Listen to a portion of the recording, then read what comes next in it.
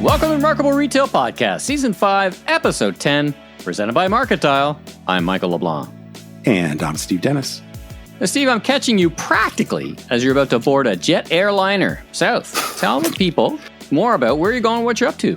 So we're recording this on Thursday, and this evening I am headed down to Buenos Aires, Argentina, which is my first time there. That part is vacation, but I'm sure I'll check out a little bit of Remarkable Retail while I'm there, in addition to probably stuffing myself with steak. Yeah. And then I am jetting up to Sao Paulo to do the opening keynote at the LATAM Retail Show.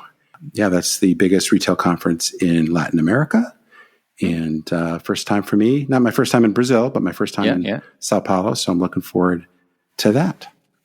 Well, fantastic. I look forward to hearing all about it. And speaking of travel, the reminder to everybody to, if they're going to be in Vegas at Grocery Shop, join us in High Above the Desert Sands. And there's an offer code in the show notes. Get yourself a nice discount. In this episode, part 2 of our interview with author, philosopher, screenwriter, Stephen Pressfield. And we cover some of his more recent work, Do the Work, Nobody Wants to Read Your Shit, and his latest, Put Your Ass Where Your Heart Wants to Be. And we talk about a really interesting, last episode we talked a lot about this idea of resistance. In this episode, we talk a lot about his idea of turning pro. And that had a big influence on you. Talk about that for a few seconds. I was criticized by someone whose opinion I value very much, that I was not acting as a professional in some of the work I was doing. And I was very offended by that. And as you'll hear, when Steve talks about turning pro, he means it in a very specific way, and I think a really interesting way. So even if you think about yourself as being quite professional, you'll get a different and I think important take on that in our conversation. So great book, great interview. I think everybody will be surprised. I've gotten really good feedback from folks on part 1 from quite a few people that weren't familiar with Stephen Pressfield's work. So that's always fun to do. Let's kick off in the news. Now, you mentioned you're going to be doing some remarkable retail store tours when you head south. You also recently did some a little more locally, and you wanted to chat about what you saw and the situation that met you. So tell me a little bit about your recent store tours. Yeah, just really briefly, we've touched on this issue of there being so much inventory in the system, particularly apparel related. And so I decided to go out into the wilds of Dallas, Texas to see what was going on at a few stores. And I thought there were a couple of interesting things. The most interesting to me was what was going on at Nordstrom. Nordstrom had, as folks may know or recall, because we talked about it on an episode or two ago, they had actually a pretty good quarter. Their sales were up, but they were also worried about a slowdown in spending. And they said that they were going to be more aggressive about markdowns and just kind of getting their inventory situation in shape. And when I went to the North Park Mall store here in Dallas, I noticed like pretty much the entire women's department was 40% off. Like I was shocked. And this is for people that understand more the high end part of retail. This is generally like September is the heart of full price selling. So the percentages and the degree to which large sections of apparel were 40% off was interesting to me. So they're definitely being aggressive, particularly as a largely non-promotional retailer. But the other side was the men's department, like nothing on sale at all. So that was disappointing since I wear quite a bit more men's clothing than women's clothing. So not that there's anything wrong with that. That was interesting to me. And then at Target, I went to a couple Target stores, and there's somebody that has been had a lot of markdown exposure already, and I've talked about that being an issue. The store looked, kind of full to the brim, but I wouldn't say that the discounting was all that extensive, which was interesting to me. So I know a couple companies have talked about kind of this putting it away, packing, I forget the term that they used, where they pack it up and put it away for the next season. So maybe there's quite a lot of that at Target, or maybe there's something about those couple of stores, but definitely chock full of inventory, but not a lot of markdowns. And then just 2 other quick ones. Macy's definitely looked a little bit more aggressive than I would expect, but Macy's, it seems like half the stores on sale all the time anyway. I was going to say, what's your expectations, by the way? Yeah, so it was hard to calibrate really how different it would be. But again, it's the time of year where you wouldn't expect to see quite as aggressive markdown activity. And then down the mall at Dillard's. Now, Dillard's is a regional chain, so a lot of folks may not be as aware of them, but pretty similar to Macy's, probably a little bit more upscale, similar size store, a lot of similar brands, hardly anything on sale there. It's just really interesting to me how some companies that are, pretty sophisticated at this, and in some cases, same kind of customer, seem to be in very different places. So I expect Dillard's will. They had a pretty good quarter last quarter, and they might actually be the cream of the crop or the cream of the crop here, depending upon how things turn out. Speaking of Target, interesting news with Brian Cornell staying. Now, that's not a typical announcement that garners much attention. Someone's staying. Usually you hear a lot about leaving, and there's some of that going on at Lowe's. But what do you make of the Target? I think it was something to do with mandatory retirement age. I mean, they changed. They basically, the way the story was reported was that Target essentially changed their mandatory retirement age so that Brian didn't have to retire. So this will allow him to stay, I guess, about 3 years as opposed to another year or so. So I was interested to hear they had a mandatory retirement age. I was not aware of that. Yeah. On the other side, news today, our friend, and she's been on the podcast, Lauren Thomas, leaving CNBC. I hope in her future path she stays in retail, because I really enjoyed her retail reporting. Yeah, this was a surprise to me. Lauren just got married. Congratulations, Lauren, and Will, if you're listening. But yeah, Lauren, like you said, we've had her on the podcast, followed her work for the last, I guess it's about 5 or 6 years that she's been at CNBC. And I feel like she kind of came out of nowhere as like a, I don't know, 23 or 24-year-old, and very quickly was one of the top reporters and one of the most influential voices in retail. So yeah, I hope she stays in retail, but we certainly wish her well, whatever she ends up doing. But yeah, I woke up this morning, I was like, wait, what?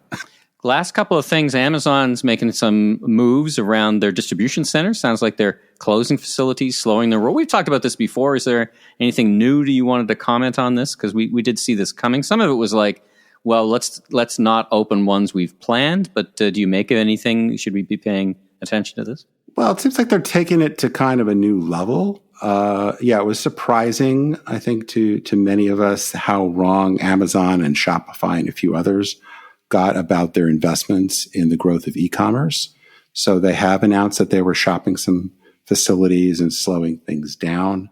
What's happened in the last week is they're closing 2 additional facilities and putting, I think it's 45 or something, 42, I don't know, can't remember the exact number, additional facilities basically on hold.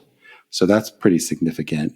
And they also appear to be stepping up essentially contract services for fulfillment and distribution for other companies. So kind of a twist to their Fulfilled by Amazon third-party fulfillment. So definitely a picture that they are way, way overspaced, overdeployed in their distribution facilities, and apparently not expecting the demand to be significant enough to make up for that anytime soon. So definitely, I think a sense that Andy Jassy, I don't want to read too much into this, but Bezos was pretty famous for moonshots, literally and figuratively. That Jassy is a much more kind of operating focused, disciplined, ROI kind of guy. So and it's a different time in the evolution of the business, right? It's one thing to take it from zero to where it is today. To it's just a different point in the business, I suppose, as well. We've seen that. Now, I don't want to get into this in any kind of length, because I think this is a topic that we can come back to. But Rob Garf, our friend Rob Garf, and Salesforce and some other researchers coming out talking about consumers who are freaking out a little bit about inflation, so they were going to shop early. I suspect, and retailers I've talked to on this side of the border are more thinking that there'd be a more normal pattern, that people alternatively would say, I'm going to wait and see if there's a better deal around the corner, which is more normal behavior. Do you have any sense off the top of your head of which way this is going to break? I guess it's something I'd love to talk about over the next couple episodes. Yeah, I agree with you. I think it's something to watch. I mean, my sense sounds pretty similar to yours. Is generally the narrative, if you're paying any attention to what's going on in retail, is there's too much inventory. So the markdowns are likely to be pretty extensive. I've just seen a lot of news stories about inventory, much more kind of general business coverage of the inventory issues than I would expect. And I've had people that I know just ask me about it that I would think, oh, you're not paying attention to this. So, but I think inflation has been so pronounced and has hit so many people so hard that you can kind of understand the fear of it, particularly if you're like, well, I really want to make sure if you've got, particularly limited means and you really want to make sure you have a great Christmas or whatever holiday you celebrate, to be fearful that you might not be able to afford it. So I don't know, the way this will actually sort out, I think will be pretty interesting. That'll be super interesting to watch. All right. Well, let's leave it there. Let's get to our great interview with Stephen Pressfield. But before we do that, let's hear from our sponsor. MarketDial's easy-to-use testing platform emboldens great decisions, leading to reliable, scalable results. With MarketDial, you can be confident in the outcome of your in-store pilot initiatives before rolling them out across your fleet. In a challenging retail climate of supply chain disruption, labor shortages, and dynamic customer behavior, the need for reliable insights has never been greater. Validate your remarkable ideas with MarketDial's in-store testing solution. The proof is in the testing. Learn more at MarketDial.com. That's MarketDial.com. All right, we are back with part 2 of a great conversation with author extraordinaire, novelist, screenwriter, and sort of part-time self-help guru in some respects, Stephen Pressfield. Welcome back, Stephen.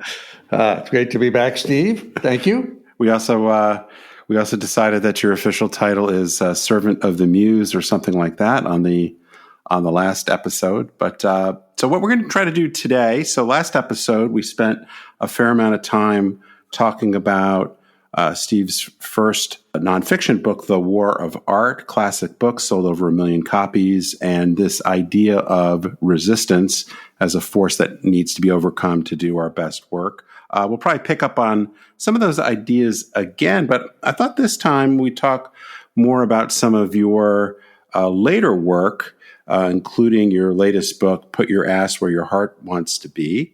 But maybe we could talk first about this idea of turning pro. It's the title of one of your books, but this idea of being a professional. I mentioned on the last episode that I got a little bit offended by a mutual friend of ours accusing me of not being a professional, but it's not about getting paid for your work. It's about some other kinds of disciplines and how you approach your work. Could you just talk for a minute or two about this idea of turning pro? Well, when we were talking earlier, Steve, about resistance with a capital R, meaning the self-generated force of self-sabotage that works against us all the time, that will distract us, make us yield to self-doubt, to fear, or on the other side, to perfectionism and arrogance, whatever it takes to stop us from doing our work. And so the logical question that comes out of that, after you talk about that, is, well, how do you overcome that? Here's what has worked for me. I find that if I beat myself up and say, you're a chicken, you're immature, you're whatever, and that's why you can't overcome resistance, that's no good, because it's a self-judgment thing and it only beats you down.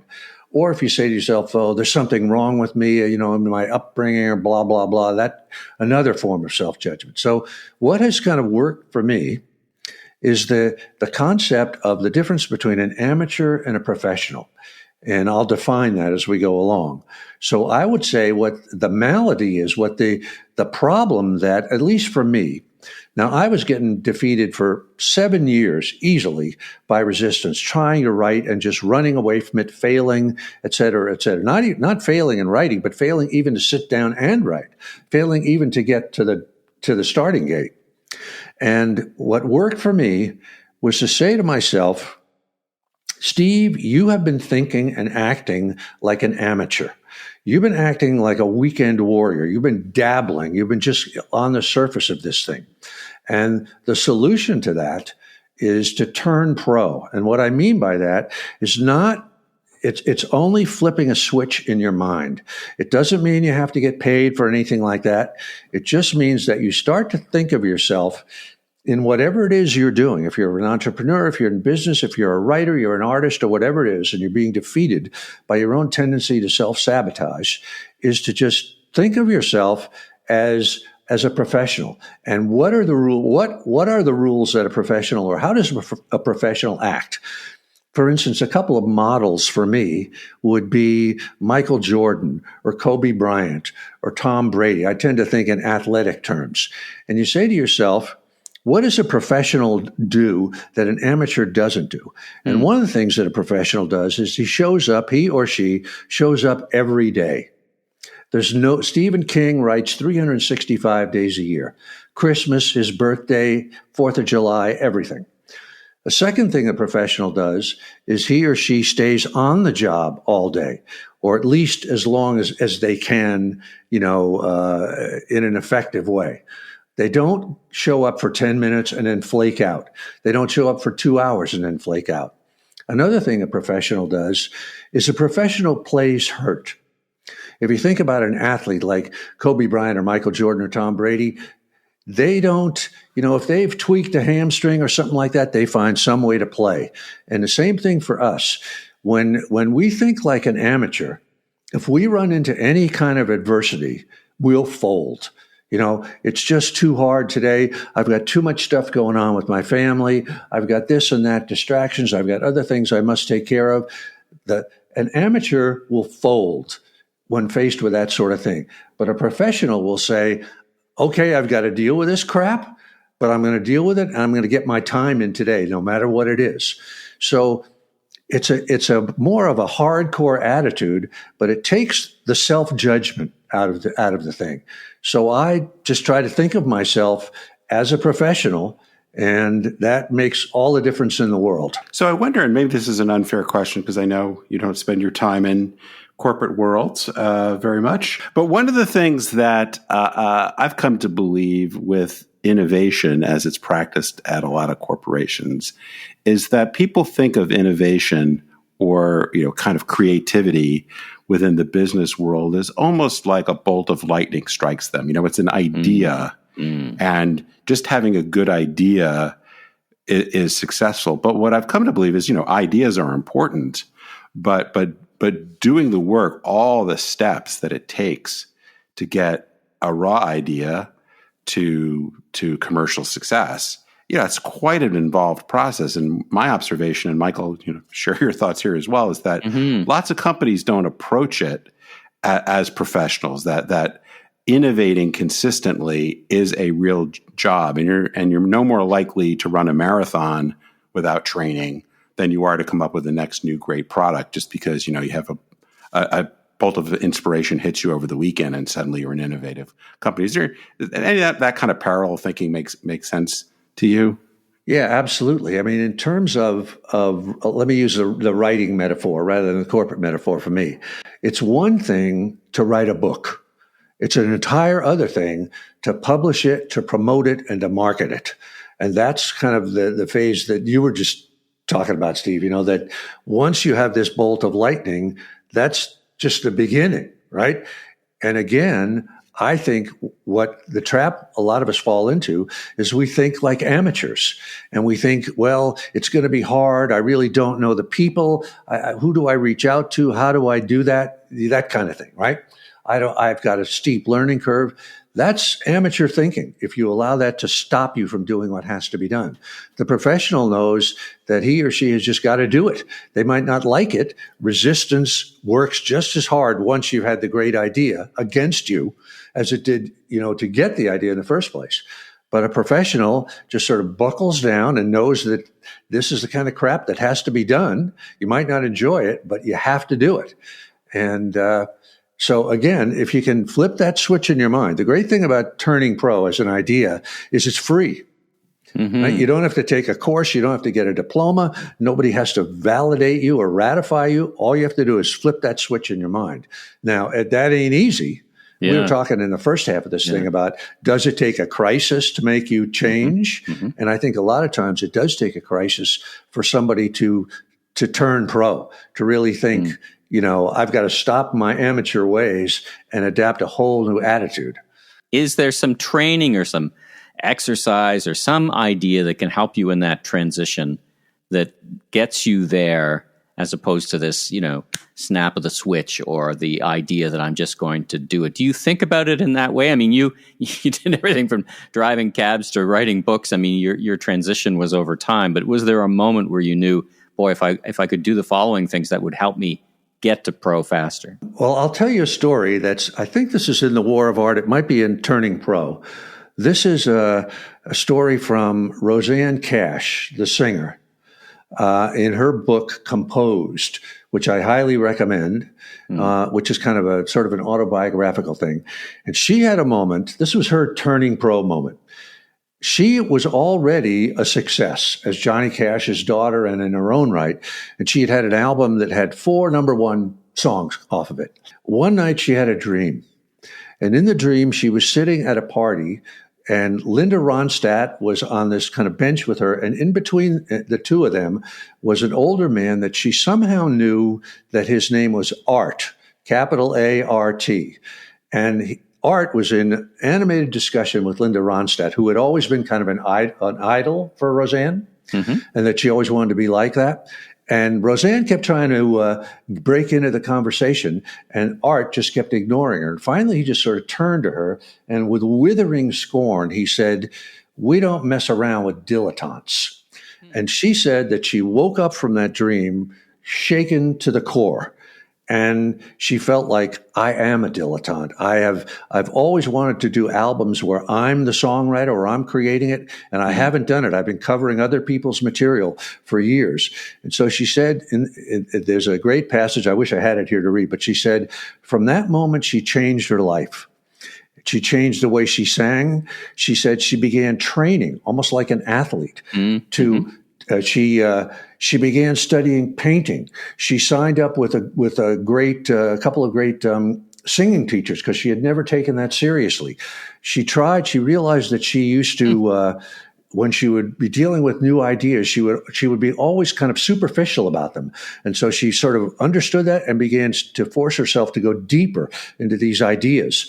And she said that she had a bad habit of daydreaming. And she said that was a form of resistance for her, that she had to break out of that and, just make herself snap out of it and get to work. And so she just basically just kind of changed her life. So there was no she changed, in other words, the regimen of a day for her, instead of just sort of hoping that a song would come that she could write, she would really take the time and sit down and work with good people and so on and so forth. So there was no course that she took or a program that anybody put her on. It sort of had to be personal. And I think it does have to be personal for all of us because we each have our own demons, and resistance shows itself in our lives in its own peculiar way, its own idiosyncratic way. And we just sort of have to find a kind of a way to do that. And a big part of it, I think, is habit and establishing kind of an everyday way. Just as what a professional does, right? A professional shows up every day, and shows up at the same time, shows up at the same place, and, sits down and does their thing, whatever it is. So I think maybe there's some course or something somewhere. I don't know where it is. I think we each kind of have to evolve it our own self based on what form our own resistance takes to stop us from following our dream.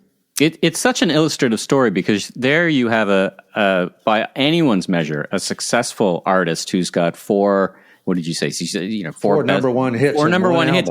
So just help me define does anxiety creep in that you're never good enough? Like this is the opposite end of the scale. Like I guess in some ways, if you work at that, that's a very positive. Like even elite athletes say, I can always improve on something, right? Do you see it as a journey with a point of arrival, or is it a journey? And I guess my roundabout way of asking is, how do you not drive yourself nuts by just saying I'm never good enough and I need to keep improving. Is there a point where you need to be happy with yourself and what you've done, yet still have that pro idea that it can always be better?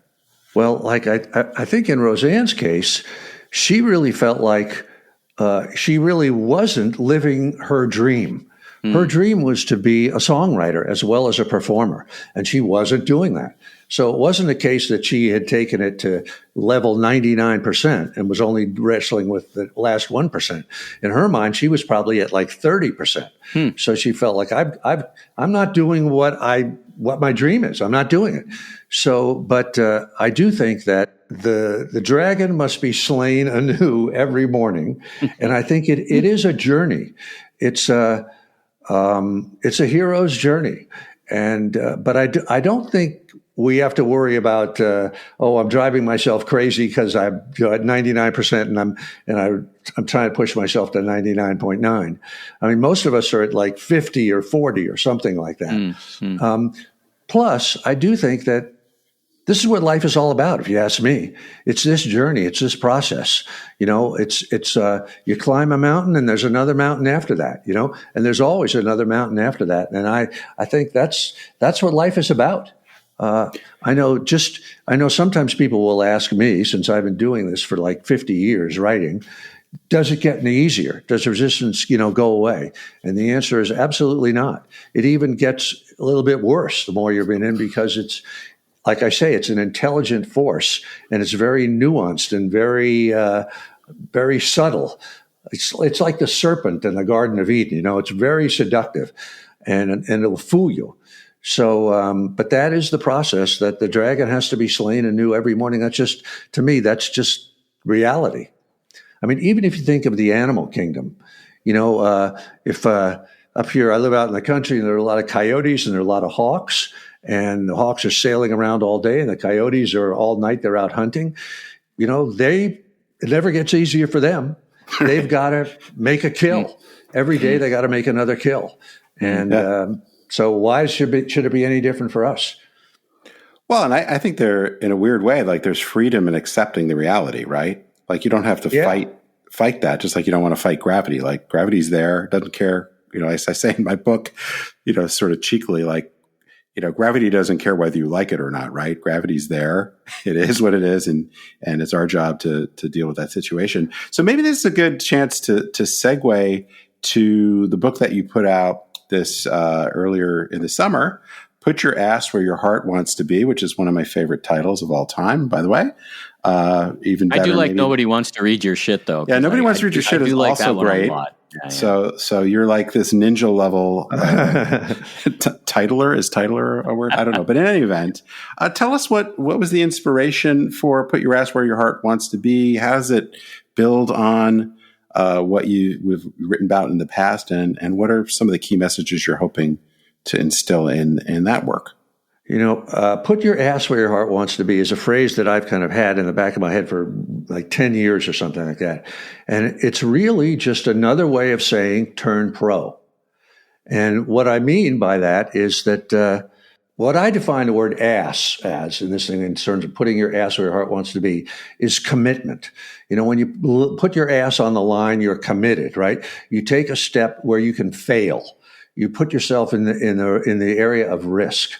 But it's like that old saying that your dreams lie on the other side of fear, right? The fulfillment of your dreams lies on the opposite side of fear. So I find putting your ass where your heart wants to be, thinking of it in those terms, is a way of defeating resistance. Now, the first level interpretation of that is, if someone were to say to me, I want to write? How do I write? I would say, put your ass in front of a keyboard. Put your physical body in front of the keyboard and don't let yourself get up for 4 hours. And there's a magic in putting your physical body. If you want to be a dancer, put your physical body in the studio. If you want to be a painter, put your physical body in front of an easel. And there is definitely a magic to doing that. But it's a way, again, kind of like the idea of turning pro, of getting past any ideas of self-judgment. In other words, you want to solve that problem? Sit down and do it. Put your physical body there and get to work. It's actually like the book that I did with Seth, our mutual friend Seth, that the title of it is Do the Work. Same sort of thing. How do you get the work done? Do it. It sounds crazy, but it's true. It's like in AA,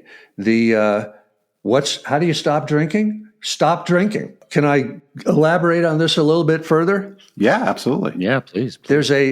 There is a discipline in Jewish mysticism, in Kabbalistic thinking, and it's called Mussar, Mussar, and the first two steps are: one, identify the sin, and two, stop doing it.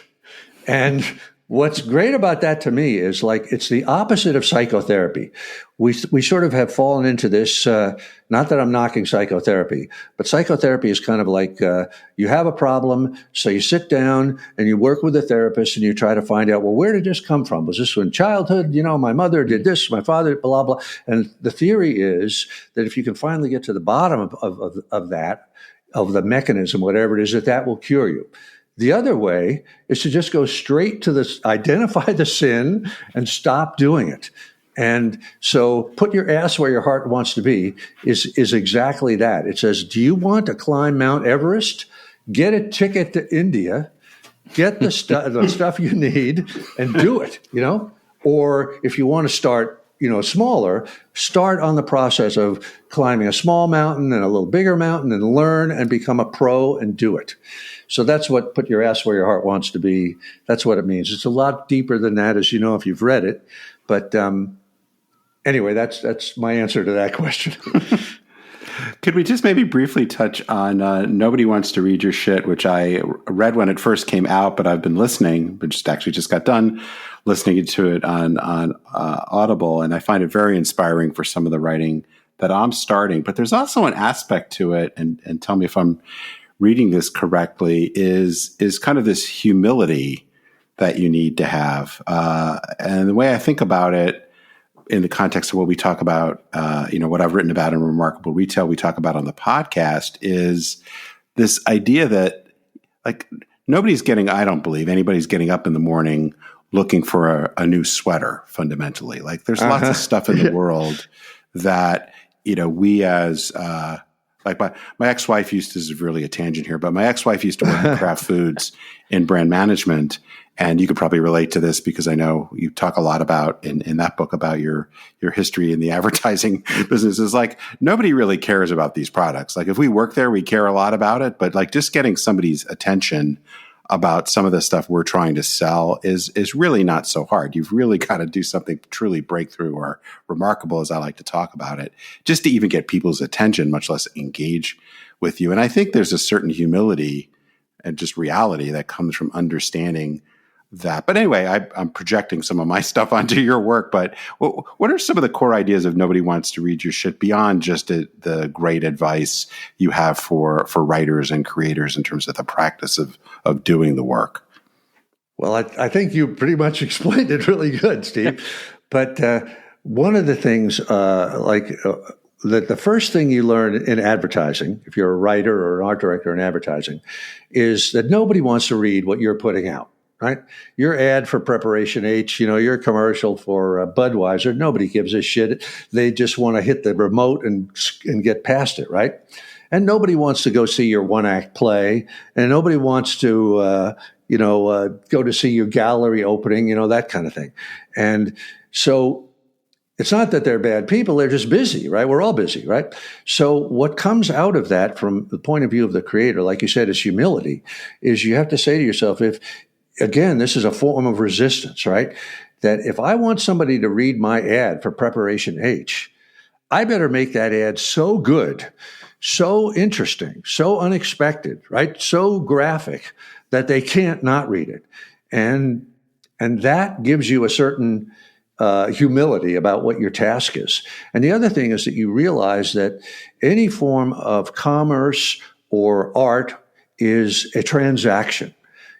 What we're hoping to get from the customer is their attention and their money, right? And in return for that, we have to give them something. A lot of times, and that something better be great. So we've got to beat our brains out to get there. That's why nobody wants to read your shit. Is the basic ground level assumption that you start from in any kind of creative enterprise. Well, what a great discussion. The next question is kind of a strange one. You've done so much, written so much. What's next? I want to get into the multiple ways that people can keep up with what you do, whether it's Steve referenced earlier, from blogs to podcasts. But what's next when you sit down and think and look ahead? What are you working on now? Can you give us some teasers on that? I'm actually, I've got like a bunch of things going on, but one of them is in my books like The War of Art and Turning Pro and things like that. I've kind of alluded in passing to certain phases in my, time in the wilderness, driving trucks and things like that. And, but I've never really talked about that. So I've got a book coming out that's really sort of an autobiographical thing where I really kind of talk about the things that I never talked about before, so that if anybody ever wanted to say, well, how exactly did you get through 27 years of failure? This is what that book is about. So it's kind of it's a memoir. Oh, fantastic. And where can people go? And we'll put some links in the show notes, but where can people go to? Obviously, they can find your work on all the major book retailers in person or online. But is there a place you can point us to keep up with your latest thinking and thoughts? I have a website that's just my name, StephenPressfield.com. And I'm on Instagram. I'm always doing videos and stuff like that on Instagram. You follow me there. And those get, passed on to Twitter and Facebook and that sort of stuff. Every Wednesday on StephenPressfield.com, I do a thing called Writing Wednesdays, which is sort of like each blog is like another chapter in the War of Art that I didn't write in the War of Art. So it's about writing, it's about resistance, it's about entrepreneurship, that kind of thing. Every Wednesday on my blog. Yeah, and it's really terrific. I would encourage people. I mean, obviously, I'm a huge fan, but I think many people would be surprised. Certainly, if you are a writer or sort of a traditional artist, you'll get a tremendous amount out of Stephen's work. But the thing that has really struck me is how universal his nonfiction work is. We didn't talk about the fiction side of things, which is also terrific, and you've had amazing success there. So please go check out what he's up to. I think you'll be incredibly inspired. You'll learn a lot. And the last thing I'm going to say is your ability to boil things down in a concise way is really impressive. These are not, as Michael alluded to, I guess in our part one of this, these are not 800-page books that you got to slog through or feel like, oh, this could have been an email. I mean, it's just, the right length to give you some depth, but not just sort of bludgeon you with a lot of extraneous information. So that's something I'm trying to learn. My comments here being long-winded notwithstanding, I could stand to be more brief, as is probably obvious to anybody who's ever heard me talk or met me. So anyway, but I appreciate that very, very much about your work. Well, thanks so much. We both can learn from our mutual friend, Seth Godin, who is the master of delivering, massive amounts of stuff in very few words. Absolutely.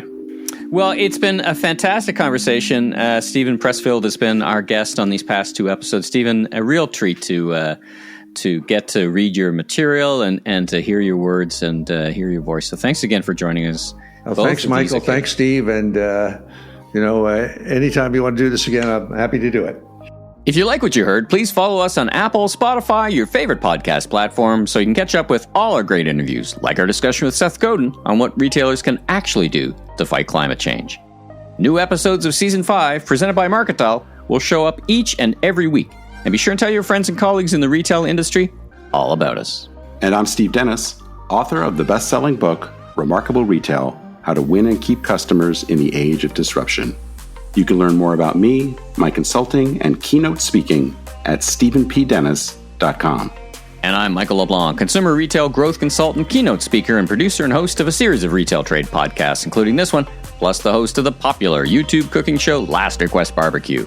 You can learn even more about me on LinkedIn or meleblanc.co. Safe travels, everyone.